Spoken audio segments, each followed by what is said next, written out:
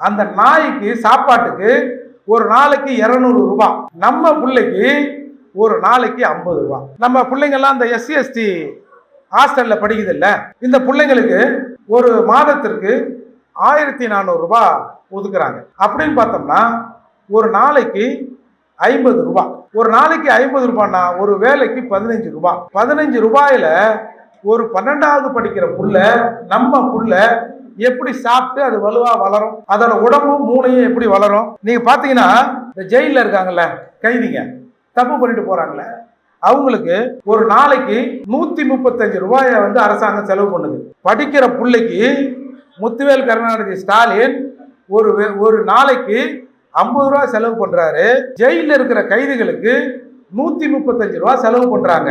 இதை விட இந்த போலீஸ் நாய் வளர்க்குறாங்க இல்லையா, ஏதாவது குற்ற சம்பவம் நடந்தா ஒரு நாய் வருது, அந்த நாய்க்கு சாப்பாட்டுக்கு ஒரு நாளைக்கு 200 ரூபாய், நம்ம பிள்ளைக்கு ஒரு நாளைக்கு 50 ரூபாய். நான் என்ன சொல்றேன், தமிழக அரசு நீங்க உங்க காசு எடுத்து செலவு பண்ணாதீங்க, எங்களுக்காக ஒதுக்குறாங்கல்ல, ஒவ்வொரு ஆண்டும் ஒரு 14,000 கோடி 15,000 கோடி 17,000 கோடி ஒதுக்குறாங்களே, அந்த பணத்தை முழுமையா செலவு செய்யுங்க அப்படின்னு சொல்லுவதற்கு இந்த பறையர் பெரியோ இந்த மூர்த்தியோ தேவை.